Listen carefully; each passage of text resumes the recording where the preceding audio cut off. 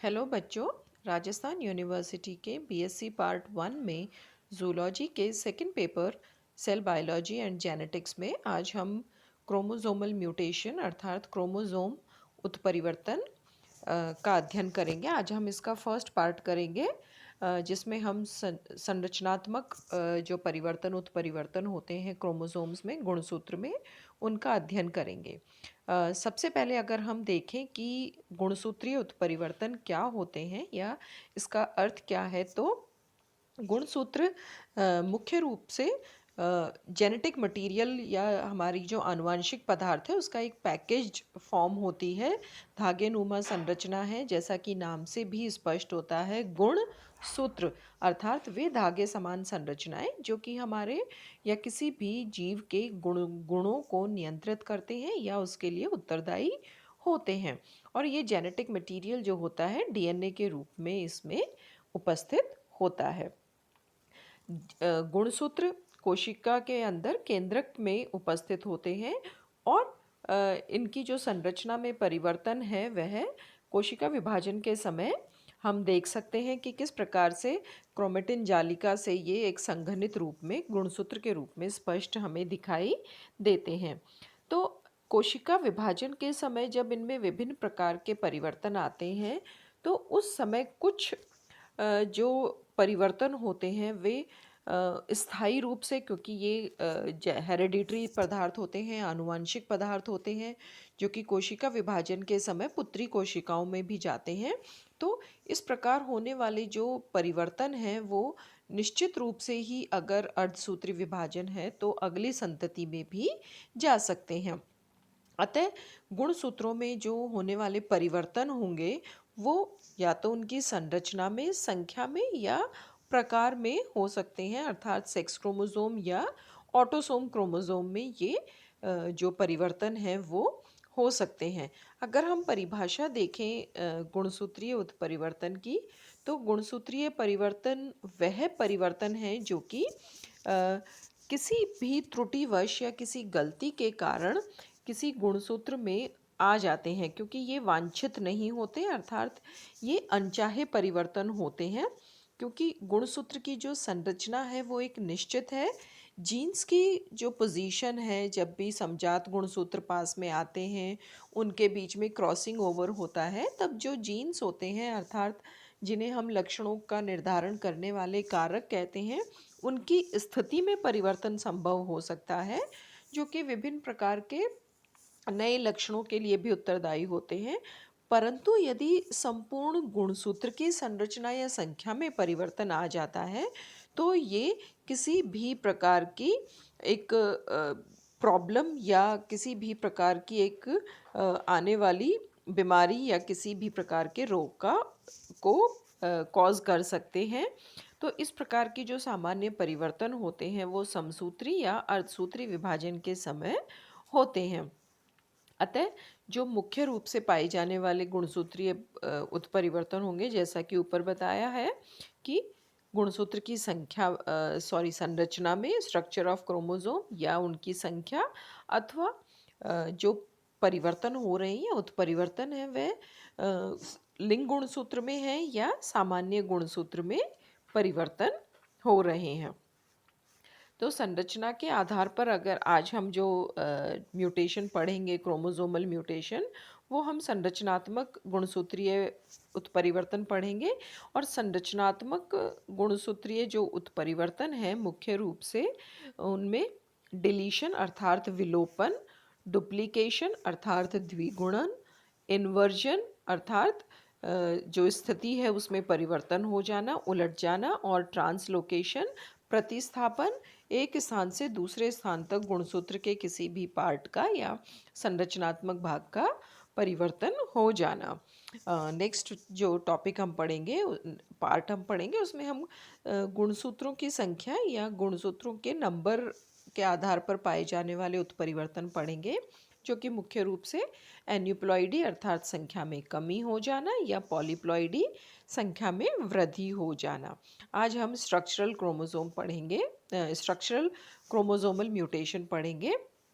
जैसा कि नाम से स्पष्ट हो रहा है, इसमें गुणसूत्र की संरचना में परिवर्तन होगा, जिसमें कि मुख्य रूप से या तो किसी भाग का टूट जाना या जीन्स जो हैं वो एक गलत अनुक्रम में व्यवस्थित हो जाना, या जीन्स का जो एक कंप्लीट सेट है जो किसी विशिष्ट लक्षण के लिए होते हैं, उनका विलोपन हो जाना या उनका अपनी नॉर्मल स्थिति से दूसरी अन्य किसी स्थिति पर या स्थान पर चले जाना, तो शिफ्ट हो जाना आदि। तो मुख्य रूप से ये जो क्रोमोसोमल म्यूटेशन होता है ये कोशिका विभाजन के समय होता है, जब समजात गुणसूत्र एक दूसरे से युग्मित होते हैं, पेयरिंग करते हैं, और उस समय जो दोनों के बीच में पेयरिंग होती है, इस प्रकार के उत्परिवर्तन हो जाते हैं। सर्वप्रथम हम डिलीशन या विलोपन देखेंगे। इस चित्र में आप देख सकते हैं कि ये एक सामान्य गुणसूत्र था, और कोशिका विभाजन के समय ये एक जो कलर्ड पार्ट है, जो नया पुत्री कोशिका में जो गुणसूत्र गया उसमें से ये जो भाग होता है ये विलोपित हो गया है, अर्थात नए गुणसूत्र में यह एक विशिष्ट पार्ट जो होगा वो अनुपस्थित हो जाता है, और जहाँ पर कि डीएनए का ये जो विशिष्ट भाग था या एक निश्चित भाग था, ये डुप्लीकेट नहीं होता, अर्थात इसका संश्लेषण नहीं होता, और रेप्लिकेशन के समय, प्रतिकृतिकरण के समय ये अनुपस्थित हो जाता है। इसके कारण क्या होगा कि जो संपूर्ण गुणसूत्र है उसकी जो साइज़ है उस पर फर्क पड़ता है। सब सामान्यतः वो सामान्य जो आकार होगा उससे छोटा हो जाता है, और कभी कभी वो बड़ा भी हो जाता है। अब इस प्रकार का जो क्रोमोसोमल म्यूटेशन है या गुणसूत्रीय उत्परिवर्तन है, उसमें उसके होने के कारण मानव में जो मुख्य रूप से डिसऑर्डर या विकार आते हैं वो हैं क्राइड्यूचेट,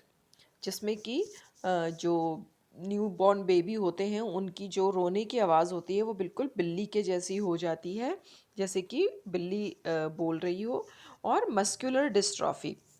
जिसमें कि पेशीय जो संबलता होती है किसी भी जो म्यूटेंट हैं उसमें पाई जाती है आदि डिलीशन के प्रभाव होते हैं। उसके पश्चात डुप्लीकेशन, क्रोमोसोमल डुप्लीकेशन, जैसा कि इस चित्र में आप देख सकते हैं कि डीएनए रेप्लिकेशन के समय कोई एक निश्चित भाग है वह 2 बार रेप्लिकेट हो गया है, अर्थात 2 बार उसका प्रतिकृतिकरण हो गया है। जो नया डॉटर डीएनए बनेगा उसमें ये भाग 2 बार आ जाता है, अर्थात निश्चित भाग का जो है वो डुप्लीकेट हो गया है, अर्थात उसकी एक एक्स्ट्रा कॉपी यहाँ पर बन जाती है। अतः जो नया पार्ट बनता है वो हो सकता है कि जो नॉर्मल लोकेशन है या जो नॉर्मल डुप्लीकेटेड पार्ट था उसके साथ ही आ जाए, या फिर किसी अन्य भाग पर भी ये जा सकता है। तो इस कारण से क्या होगा कि गुणसूत्र में इस एडिशनल या एक नए पार्ट के कारण उसके जो लक्षण होते हैं या जो कॉम्बिनेशंस होते हैं जीन्स के, उनके कारण कुछ एबनॉर्मेलिटी आ जाती हैं। और जो मुख्य जो डिसऑर्डर होता है डुप्लीकेशन के कारण वो चारकॉट मैरी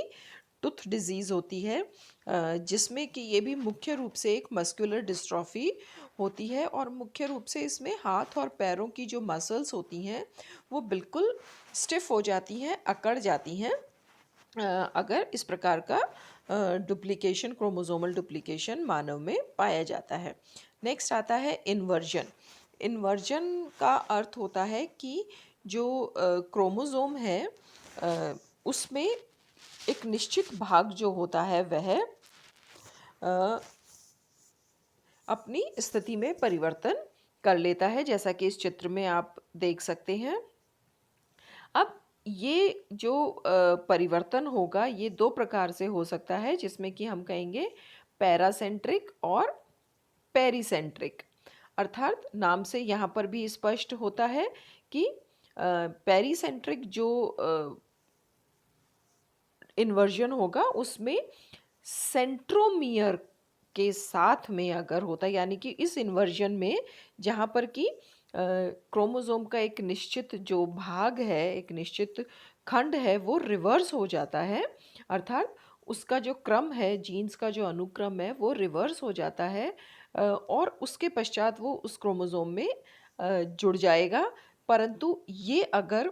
सेंट्रोमियर, क्रोमोसोम में सेंट्रोमियर की इन्वॉल्वमेंट के साथ होता है, या इसमें सेंट्रोमियर भी इंक्लूड होता है, तो हम इसे पेरीसेंट्रिक कहते हैं। और यदि इस प्रकार का इन्वर्जन या जो सीक्वेंस जो है वो रिवर्स हो रही है, वो